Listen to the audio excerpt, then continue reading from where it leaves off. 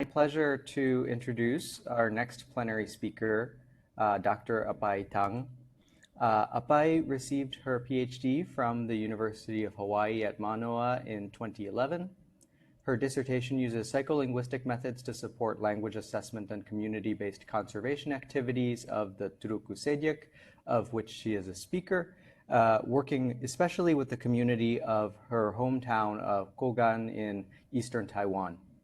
She's now widely recognized for her expertise on community-based and scientifically motivated approaches to language maintenance and revitalization, and also for contributing to our understanding of the shape of grammatical change at different stages of language shift.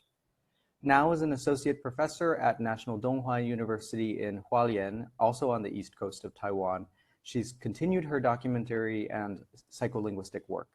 Since 2013, this has included work resulting from a rich collaboration with the field-based approaches to language, cognition, and human nature, or FALCON team, which is a research team based in Japan led by Professor Masa Koizumi, and whose work is well known in the AFLA community.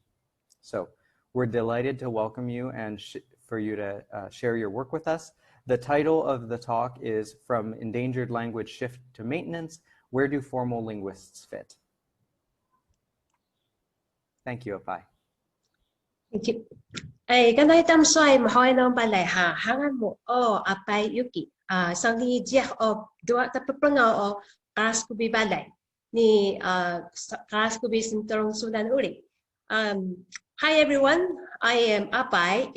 Apay is my Turku name, and Ai-Yu is my Chinese name. I'm very happy to have this chance to share with you all about this topic. From endangered language shift to language maintenance, where do formal linguists fit? So I study linguistics partly because of my grandfather, who raised me up and insists not to respond to me in Mandarin Chinese, the dominant language in Taiwan. And I could feel his eagerness to respond to me right away if I asked anything about Turku language. So he not only insists speaking Turku with me, but also was willing to wait until I, excuse me, I pronounce the sound correctly. So for example, on the left side of this slide, lala. So if I mispronounce it as lala, approximate, then he will be close to my ears and say la la, and say the lateral frequency for so many times until I can, produce a sound correctly. So why did he insist speaking Turku with me? And then what made him take or make so much effort and time in correcting my pronunciation? And he once said to me that while speaking Turku reminds us who we are, and pronouncing the Turku correctly will help us to remember the uniqueness of being a Turku. So like my grandfather, all linguists care about the existence and the uniqueness of each language, just like this beautiful flower on this slide. So the discovery of a new speech sound, lexicon, word order, etc., is to linguists like the discovery of a new species to a biologist. So we all agree that linguists have the goal of understanding what is possible and what is not possible in human language, which advance our knowledge how the human mind works. However, that many scholars have predicted an alarming decline in the number of world language, especially endangered language. Every 2 weeks, one language disappears. And according to Endangered Language Project, some 40% of the 7,000 world language are threatened. And likewise, in Taiwan, Xie and Huang 2007 say that there are varying degrees of decline in indigenous language too. And according to UNESCO 2009, there are 9 vulnerable language, 1 definite, 1 severe, and 5 critical endangered language in Taiwan. So in this talk, I will be focusing on three parts. First is the psycholinguistic assessment of language shift, and a language maintenance at the microscopic level, and then for former linguist contribution to benefit language communities. So the first, I will talk about psycholinguistic assessment of language shift using Turku Sejak as a representative example. So Turku Sejak is located in the eastern part of Taiwan, which is one of the 16 official recognized indigenous languages. And there are 3 different dialects, Doda, Degdaya, and Turku. And the population here is around 32,472, according to Council of Indigenous People this year. And about the speaker, it's unknown because just 50 years old above can speak the language, and no speaker of young children exist. In terms of the context situation here, Turku is being a disappearing language. Mandarin is a dominant language. And for the classification, according to UNESCO, it is categorized as the definitely endangered language. And then the amount and quality of documentation is fair, meaning that there are a sufficient amount of textbook, grammar book, and pedagogical material, and so forth.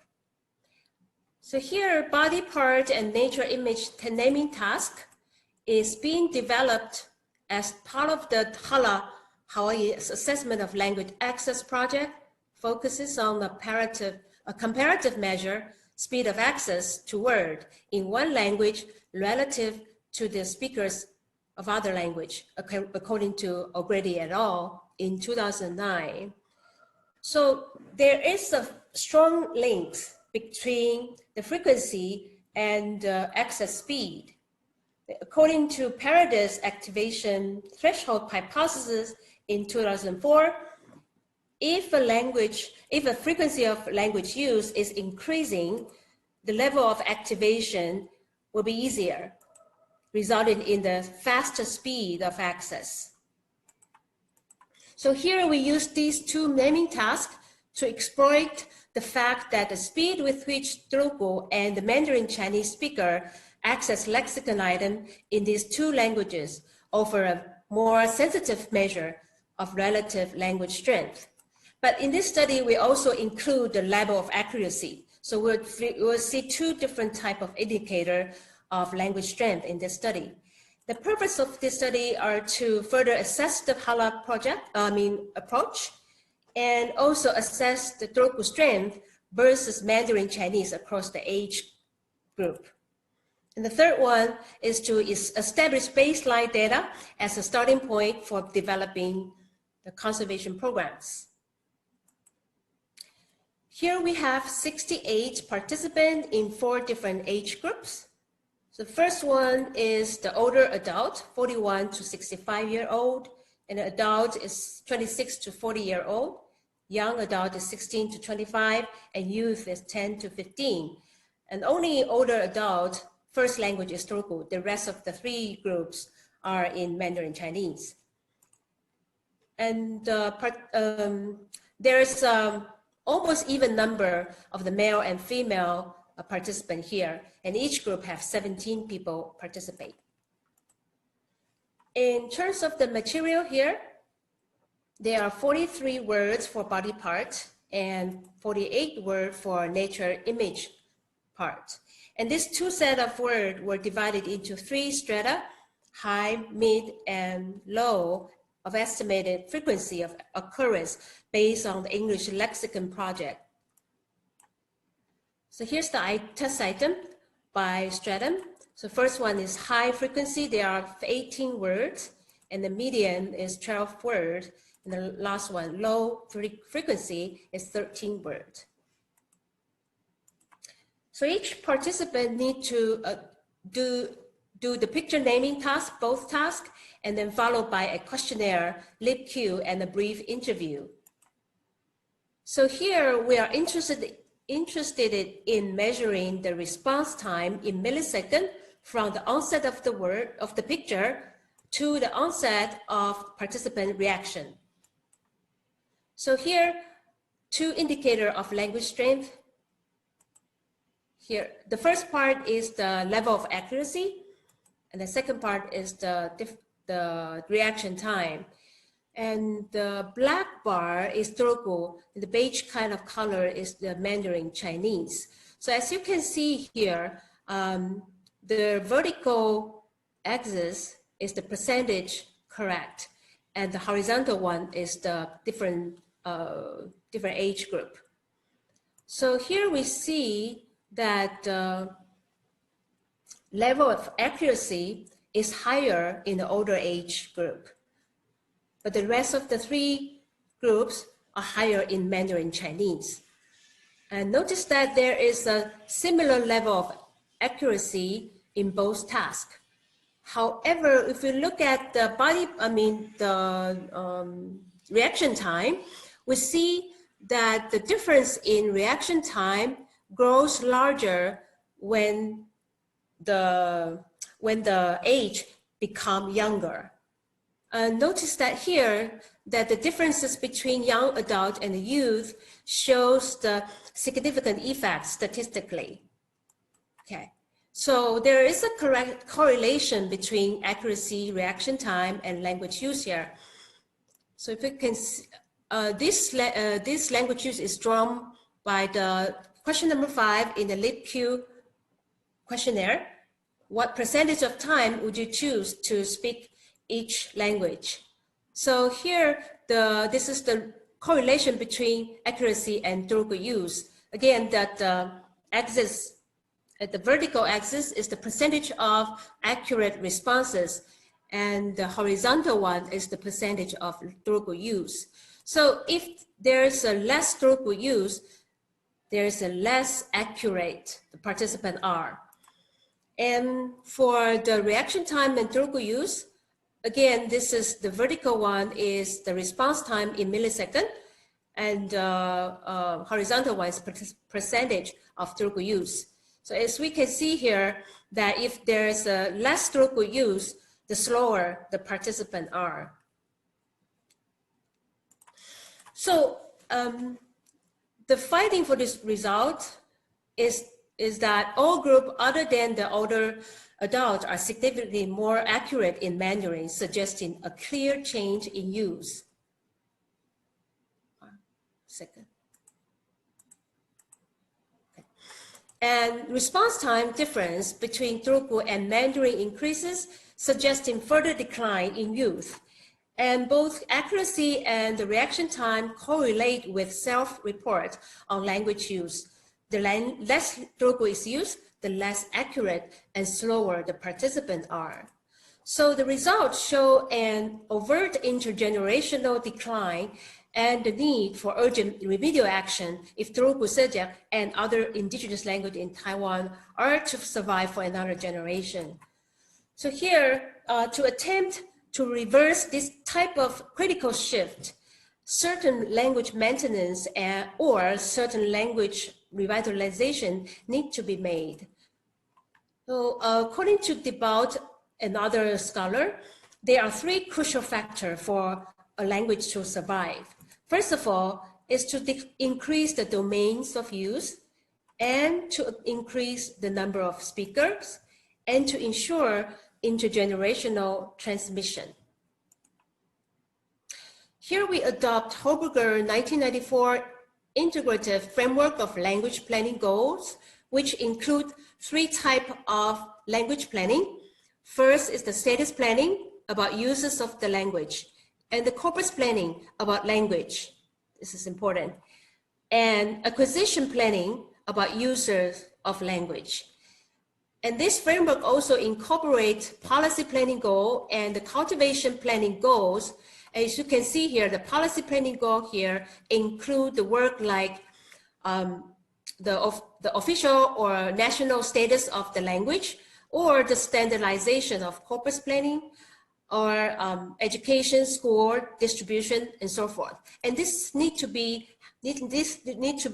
occur at the national level.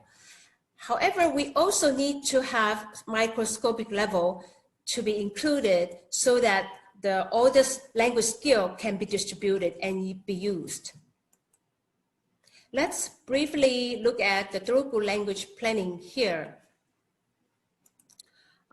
In terms of the status planning now, just in 2017, Indigenous Language Development Act was passed.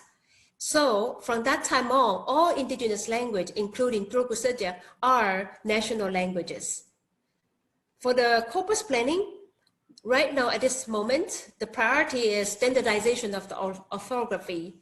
So the Council of Indigenous People has promulgated Roman alphabet-based orthographic system for all Taiwan's indigenous language, including Turku, since 2005. But only last year, the system was preliminarily standardized in Turku.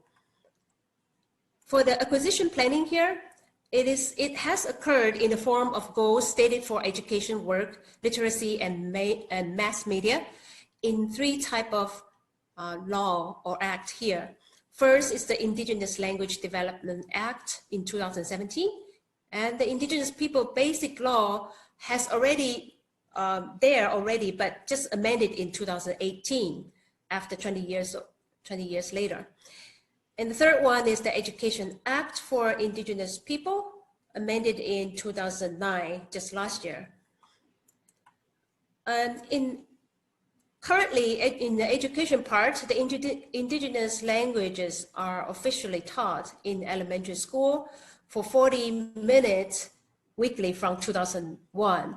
But because of the National Development Language Law was passed this February, just this year. So right now people are talking about they will be included this indigenous language or other local languages in the junior high and the high school too. But this one is still in negotiating. For the working place, starting from last year, the bilingual official document just started to establish. So we see some national level effort here. And along the process of making these policy planning goals, many linguists, including former linguists in Taiwan, have been greatly involved in different types and approaches of language documentation and revitalization work at the national level as well. But what is lacking here is the microscopic level, that means lack of cultivation planning goals. So what we see here is the lack of emphasizing ways of speaking and writing and their distribution in the community. That means the microscopic level. And also the indigenous people have been passive recipient of the government actions. And also there's a lack of learning motivation, confidence, and sense of honor of the indigenous language user, especially young learner. But according to Brenziger and other scholars, the most important thing is the sense of identity and the self-perception, because these factors determine the speaker's motivation to continue using his or her mother tongue in the face of this marginalization situation. So there's a need for more effort at the microscopic level or bottom-up strategies as well. Here, I'm going to introduce the project that we do from 2012 to 2014. It's community-based language revitalization project funded by the National Geographic Legacy Fund of USA. Collaborate I and the anthropologist Manchu Lin, and also the main elder, Bodong Yudao, to do it together. Even though it stopped, we still use this kind of method or this kind of model to continue our revitalization work here. So this community-based language revitalization project was occurred in the Kogan village, Eastern Taiwan. And there are 23 young Turku ranging from 6 to 15 years old, and there are 10 young adults, 20 to 40 years old. Actually, we use this 10 young adults to help out as a teacher, but at the same time, they are learning together. So the teaching is not only under the roof. Actually, we mainly conduct it in different domains, including bamboo pavilion on the field, and the Presbyterian church and homes. And we use collaborative ethnographic method here.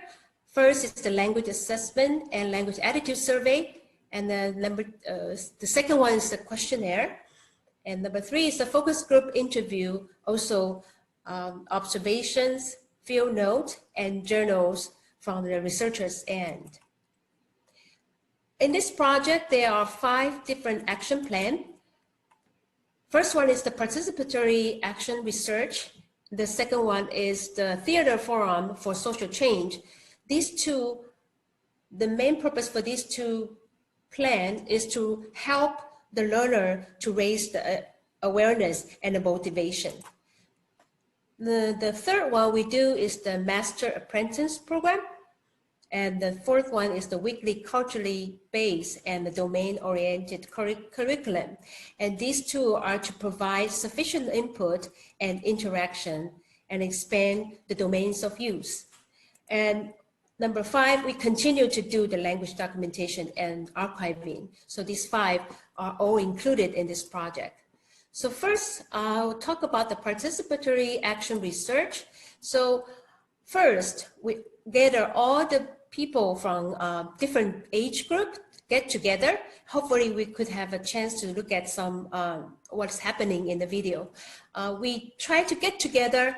We use the result of the psycholinguistic assessment of Turku I just shared previously, and show them and help all of us to identify what's the language problem we are facing right now. And for people or family who cannot join us, we will go house to house to present the problem and help them to understand what is going on right now. Another thing we do at this stage is to explore the challenges and opportunities of intergenerational transmission. So we ask the elder, what kind of thing you would like to transmit to the next generations, and what kind of difficulty you encounter when you transmit the language, both in the family or in the community itself or village. And the second thing we do is the theater for social change. We actually make a video clip. We call it the loss of languages. And then all the people who joined us or participate in this program will be the actors in this video clip. So the reason for this is that the foreign theater provides a democratic space for people of oral culture to collectively look for solution through improvisation and dialogues. Also, the audience, just like what I said just now, who share the same oppression will be positioned in an active position, join the scene as actor and explore different strategies to undo the oppression. So after making this video, we gather all the people who participate and also their elders to talk about the oppression situation and the historical change in terms of language. And we talk about it and share our idea about it. And the third thing we did is the Mater-Apprentice program, where the elder and the young adult work together in one-on-one relation. Like this one, the grandmother and the daughter-in-law she would teach the daughter-in-law about the language. So the young Turku can develop the conversational proficiency in the language. But before we ask the elder to co-design the content of the language program. So what kind of thing that they would like to include and what kind of thing they would like to transmit, culture knowledge. So this is the list that came out. For example, we just asked them to come up with some activities as the content of the language lesson. So cooking, hunting, having meals together, or raising chicken, or telling traditional story, or visiting elders, building the traditional hut together. This actually happened in this program too. So after the Mater-Apprentice program, we do weekly culture-based and domain-oriented curriculum. Actually, it's simultaneously happen. And for example, this one, we do the lesson on the field, and we design different type of hunting tool. And before that, we would teach them what's the Telugu name of each different hunting tools. And on the right side of the slide is the end of the lesson. Our assessment will be on the spot. We ask what kind of, how do you say that in Telugu in this kind of hunting tool? So the language lesson and the assessment all occur on the field. Another domain is the church. So after the elder teach them how to sing some short song or some short prayer, they will go to the village and the youth will sing and pray for the elders in Telugu.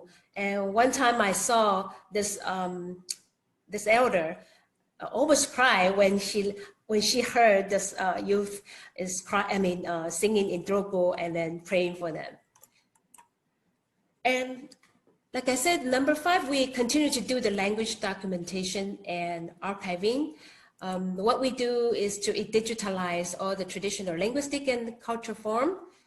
For example, how to cook the chicken in a traditional way. And so all these, and the elder will explain in Telugu, and then we will record it.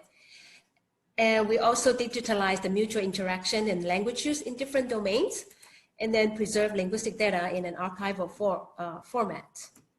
So also at the same time, when we do the documentation, we'll ask the young people whether or not they will learn this practice so that they could learn, help digitalize all the data that has been collected. And one of the young people, young Telugu, it's about 40-year-old. He really liked this practice, so he always uses this practice to help transcribe the data. Another thing we use is the transcriber. It's a free software, and like I said, we put some of the old tapes and then we digitalize them and then put it in the Pacific and Regional Archive for digital source in endangered language, so for better preservation. Because of the time, I think I will just show the partial result here. For the focus group interview, we asked 6 participants after the program, and we asked them, what do you learn from this program? We asked because we want to gain a better understanding about their learning experiences in this weekly domain-oriented language program. There are many responses, but I will just get a couple of responses here. First, the young people say, I get more familiar with the Telugu pronunciation and orthography. And some people say, oh, language is our property, we should preserve it. But this participant said, even though I learned the word in the class, I was still unable to pronounce them at home anyway. And the fourth, I finally understand the meaning of the lyrics in the Telugu hymn book. These songs can be heard continuously at our church. So this abstract showed that the participant found some positive value in this type of domain-oriented program, but at the same time, also we see some frustration of not being able to produce the word learned in the class at home still endured. In terms of the observation, respondent comments reveal a nuanced view toward this program. On one hand, Telugu show interest in learning our mother tongue, indicating that they could potentially become agents who actively seek opportunity to learn. So one interviewee said, when we asked them, do you enjoy attending the weekly language program? He said, yes, I do, because I can learn how to grow different plants and know their names in my mother tongue. And the second one, this grandmother and grandson's interaction is very interesting and very encouraging too. When the grandmother pointed out the textbook and he said, oh, this is, and that is, simultaneously using Chinese and then pointing the big picture and also drugu to her 6-year-old grandson. His name is Loking, who was leaning on her arm. And the grandson said, do not keep using this Chinese to me. I do not want to read. I want to read this in the mother tongue with a tone of intense anger. This is especially encouraging for us because at the beginning of the program, when we asked Loking, the grandson, to join our program, he is the one who resists very strongly, and he refused to take any program or any language class. But then now after this, he said, hey, he told his grandmother, he reminded his grandmother and said, I want to, please use this, use drugu to me, not Chinese. And this phenomenon is really encouraging to all of us. And on the other hand, some parents and adults express their frustration and disagreement about transmitting the native tongue to the younger generation. For example, a father said, we are in a different era. We should let our children learn Chinese and English for better future education. And the mother said, as a mother, I don't even know how to speak drugu. How am I able to teach my kid? And then there's a male say that it's all right not to use or learn drugu. Speaking Chinese will do. Perhaps we won't be discriminated against this way. Also, there is a 50-year-old male saying that even if we speak drugu to the young ones, they do not understand anyway. Don't waste time. Okay, there are various kind of responses. So this result shows that all but one response show a strong sense of ethnic identity and a strong link between language and being who they are. But we see some this community-based language program have contributed to raising people's motivation to learn their mother tongue, especially young kids. But at the same time, there are some frustration too. For in the context of Taiwan, there's a continuous conflicts among languages that is fueled by the language ideology in the current language in education policy, even though it's changed a little bit. And also another frustration is from the inability or unwillingness of parents or elder in indigenous language community to effectively implement language intervention aiming at this type of language revitalization work. So last, I will talk about the former linguist contribution. So a major obstacle for language revitalization is the lack of user-friendly, workable, and teachable language materials derived from the scientifically generated documentation. These require very much a collaboration and interaction among the community members, documentary linguists, former linguists, and the applied linguists, and so forth. So here we use Fitzgerald and the Hinton 2013 using the Chickasaw Model, where he talked about the 4 crucial components of language documentation and revitalization work. First is the documentation and the analysis. Later on, the revitalization and then training. And then we agree that with the Fitzgerald 2019, that each component in the feedback loop enriches the resulting product. So each component is very crucial. We feed one another and we'll have a better product. So here, documentation part, the documentary linguist can preserve the transcribed, annotated, naturalistic data This is part of the corpus planning. And here it's very important that the formal linguist can analyze the structure and processes of the language, part of the corpus planning too.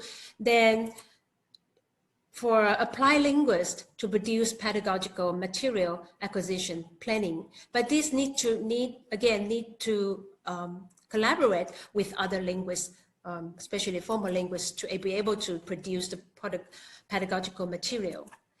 And for the speech community, in order for the language to be continuously used, we need to teach them, they need to be trained in linguistically as a teacher and as a linguist. So here there are 5 actions that formal linguists could take. First is the assisting work in corpus planning. So except for getting involved in making policy planning goal mentioned above, formal linguists may continuously help the government to complete work related to corpus planning about the language itself. For example, we mentioned about the standardization of corpus like orthography. The standardization of Turku use happened last year, and formal linguists help a lot in terms of this regard. Also, the terminology unification and new word creation. For example, in Taiwan, many formal linguists have a very high involvement work with the indigenous language research and development center in Taiwan. This is a branch from the Council of Indigenous People, and it's newly developed.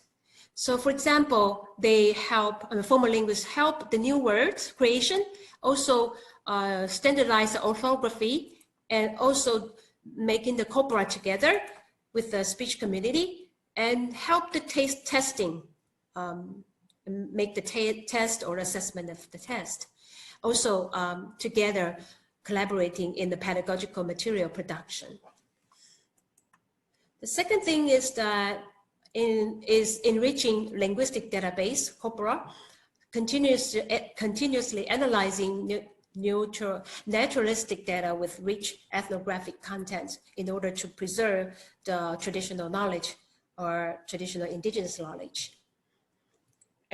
Interpreting and translating data into material that can be valued by a new generation of speakers and learners, according to Emery in 2009.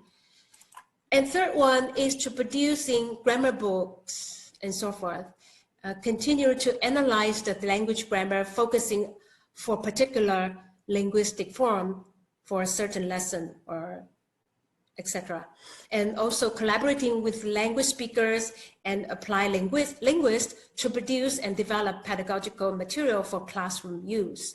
For example, this set of books is widely appreciated grammar books of indigenous language in Taiwan, led by Lillian Huang, 2018. They already finished 14 books, but now they have a newer edition. They're gonna add 2 more, which is 16 officially recognized indigenous language will be complete soon. The fourth thing is providing linguistic training, helping speakers and applied linguists to understand the various types of available documentation and linguistic typology, structure of the target language, and the most efficient way to describe language in general. And collaborating work with other subfield of linguists to reveal continuously insight about human language, especially endangered language, and how it relates to other pieces of the world around us. So formal linguists could work with psycholinguistic, social linguistic, anthropological linguistics, and so forth. And here's the example. I was involved in and I have been involved, the field-based approach to language, cognition, and human nature, Falcon, in Japan, led by Professor Masa Kozumi. So here in this team, there are formal linguists, psycholinguists, and social linguists and so forth. And then we work together on this field in Ogan and do the field work and experiments. Also, we have a chance to join this international workshop on object before subject language, grammar processing and revitalization at the Harvard Yenjing Institute in 2018. And now the work is still involving in experimental research like ERP and eye tracking. This is the picture that we took.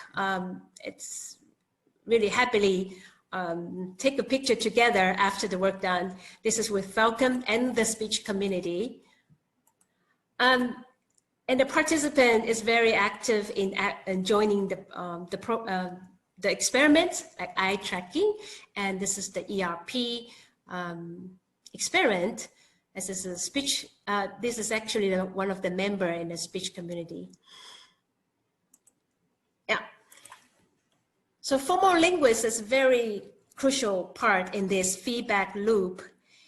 And together, let's feed and support one another to get our language moving forward. And this is my references. And thank you very much for your listening. I don't know if I have a chance to share a little bit about the video. Please. It's yes. okay? Okay. That would be great. All right. This is the film that we made.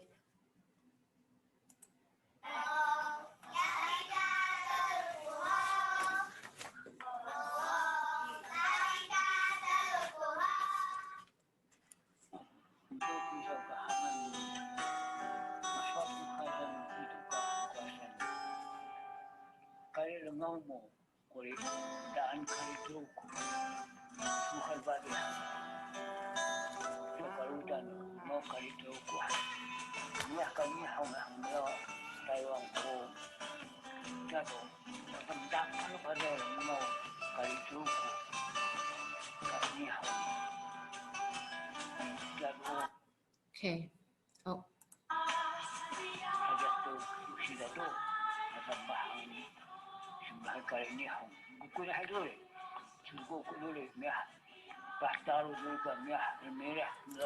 So here we start with the historical linguistic change, and the last I'm going to show you some of the response from the little kid that we do in this program.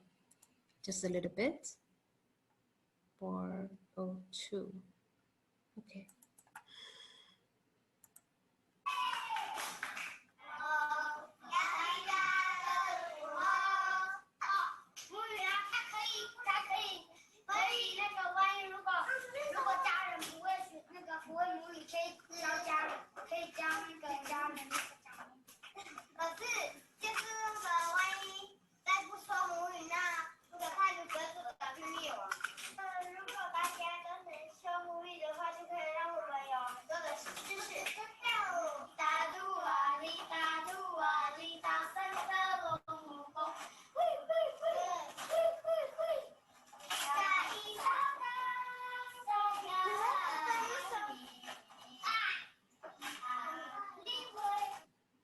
Okay.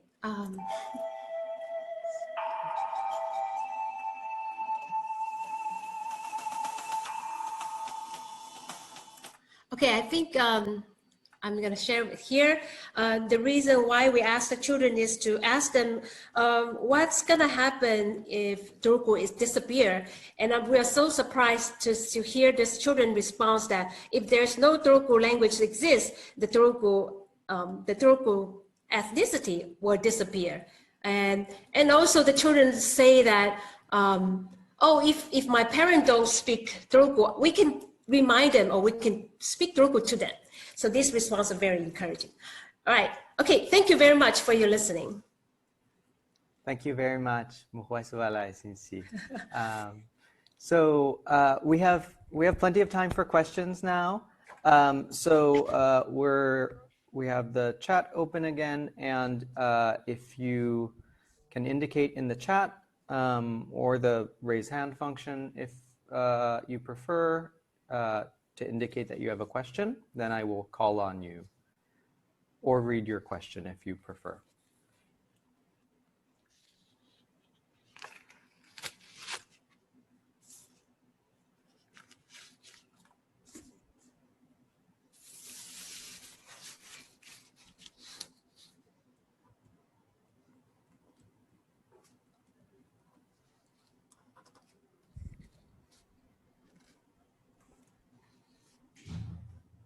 Lauren?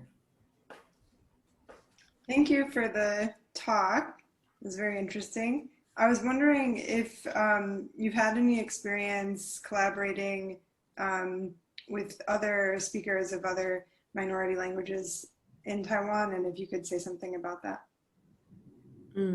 Yeah, actually, in terms of the other indigenous language, we focus on training different indigenous language people, for example, the teachers, to get together and we talk about the pedagogical method, and also my colleague will emphasize on the structure itself. So in terms of the community-based project, I didn't really have a chance to work with other indigenous community yet. It's more like a national work together, and also focus on my own village because of the time. So yeah, thank you, Lauren.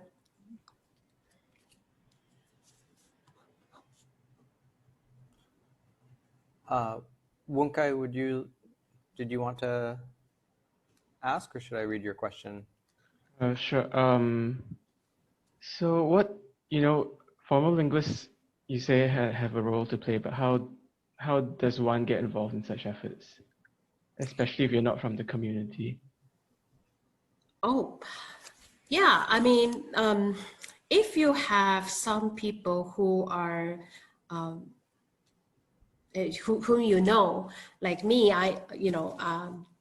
you can talk to the people who are very interested in the language revitalization efforts. For example, the pastor at the church, or the head of the village. They usually very happy to work with people who are interested in their own language, our language or culture thing. So if you don't have any person to, if you don't know any person, you might start from people who might be interested in this type of work. Usually, for us indigenous people community in Taiwan, mostly are Christians. So church pastor or other member might be a good start. Yeah.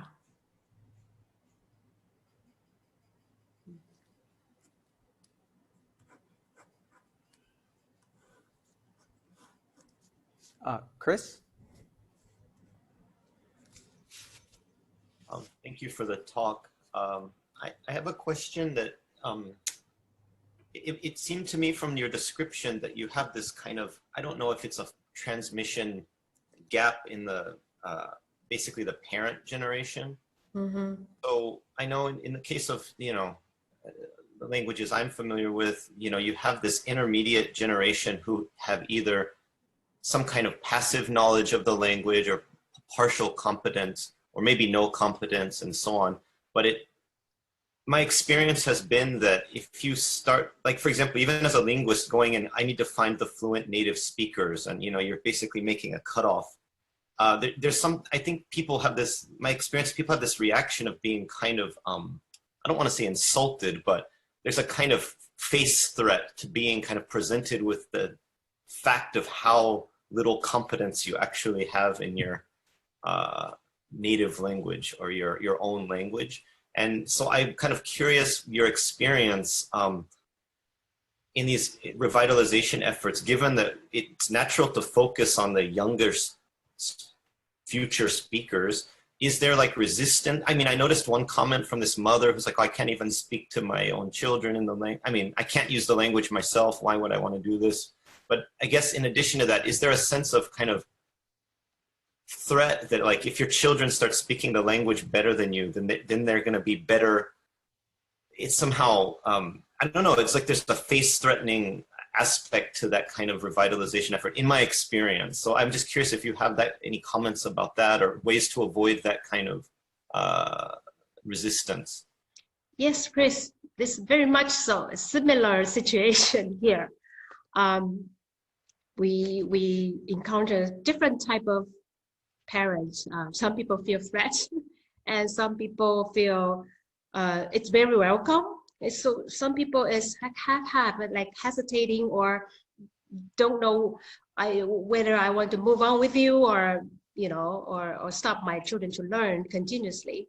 So we got different various type of reaction. Yes, of course. Then we were focused on those who are willing and who don't have the facial threat to us and work together, and then started to influence those people indirectly, maybe perhaps using some kind of joint activity, so that the family or parents who are willing to join, and then we will invite those people who are not, you know, hesitating or who are threatening, and then we would get together, and they at the same time they will probably observe like, oh, and those people who are willing to learn and have some good result, and it started to change a little bit, like by little, and we see one family like that, and one is enough, and I feel very encouraged. And a very similar situation, Chris. Yeah. Okay, thank you so much. Thank you, Chris. Elena, you have a question? Yeah, thanks for this great talk. I think the work sounds really amazing. Another question about resistance. I was wondering if there's any resistance to say certain types of pedagogy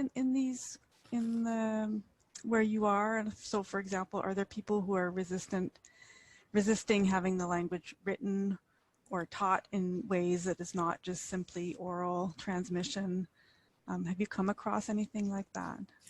Actually, right now, I don't really encounter that kind of resistance that much, because a lot of elders want to get the language moving. I mean, they are willing to be written, I mean, this orthography, because the indigenous language at this point cannot be learned at the first language acquisition situation. So we should do it as a second language first. So in that way, people have to have written form. So mostly when we do this kind of standardization work or orthography work, we work with the speech community. They feel mostly welcome. I don't really see some kind of resistance, but we see some kind of disagreement between which orthography should use in Taiwan, yeah, at this point. Mm-hmm.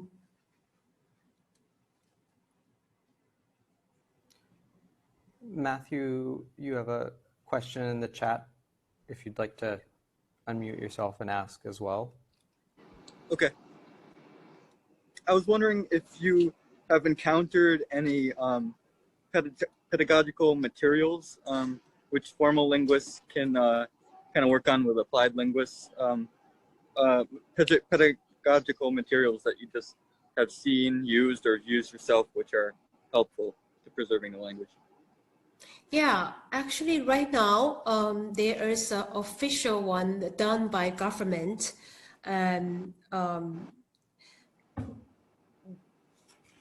That one is starting from around 2001, and we call it 9 level, where the applied linguists, mostly speech community and the formal linguists work together to do this pedagogy material. But problem is this set of, actually,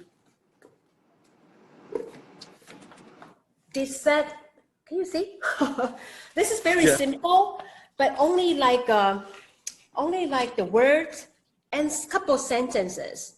So what I see is that what is lacking is the formal linguist could join in and probably provide some short grammar parts.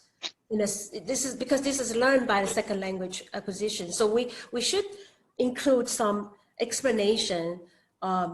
You know, perhaps after this, after the sentence, we should have a grammar session that formal linguists need to analyze it and then work with the applied linguist to help the learner to know what's the best way to present. So this type of work need to have a collaboration between formal linguists and then the applied linguists to work together. But so far, this is very lacking right now. So I really want to see, I don't know if you're familiar with I myself personally like the interchange book. When we learn English, that helped me a lot because there's a session that's talking about grammar and talking about rules. It's really important for a learner to produce more sentences or even, you know, phrase structure. Yeah, so it's lacking now. Thank you.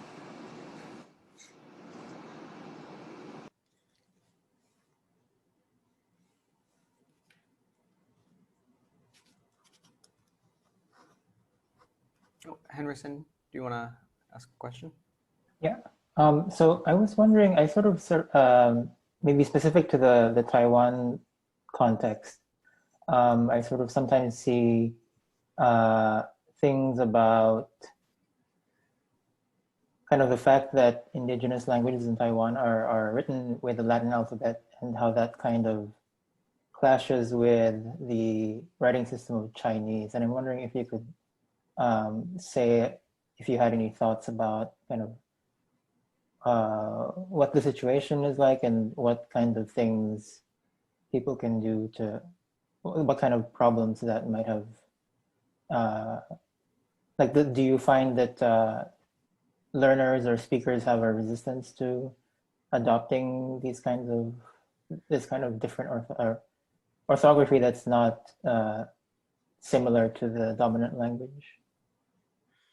Yeah, currently it's an issue here.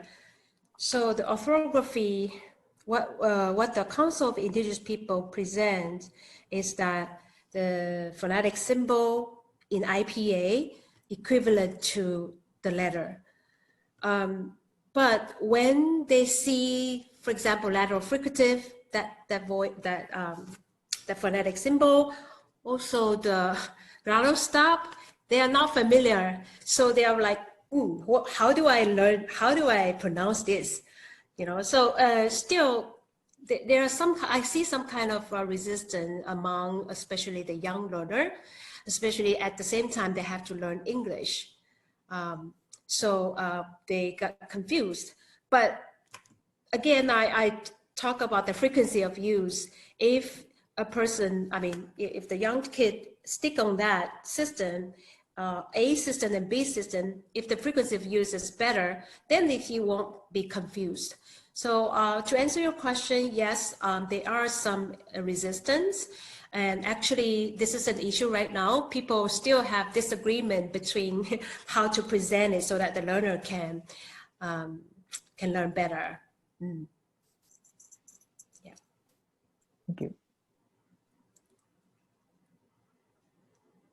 Did I answer your question, Harrison? I think so. I guess I was also thinking about the kind of the broader context of maybe with the non-Indigenous people and how that interacts with kind of let's say attitudes towards maybe learning. Maybe there's some kind of, is there some kind of shame attached to the fact that, you know, it's written in the Latin alphabet and not something that maybe looks more similar to Chinese, or is there kind of pride that it's something distinct? For the non-Indigenous member, you said? I guess more about the interaction between kind of the perceptions of non-Indigenous people and then how that might affect the attitudes of Indigenous people themselves. Actually, right now, we still have this, how do I say, tension, probably still less tension if we talk about the Indigenous language, even like orally heard or looking at the written script, they still, I mean, for non-Indigenous community members still not familiar with those things. For example, in our ID card, it says Apay Ai-Yu. And then when the non-Indigenous people see that, they said, oh, this is your English name? Or something like, so they see we are not very, we don't really know each other that well yet. we're still in the process of knowing each other in terms of the written form or the oral form, I mean, the audible form. So yeah, it's still in the process of knowing each other in terms of language. Yeah.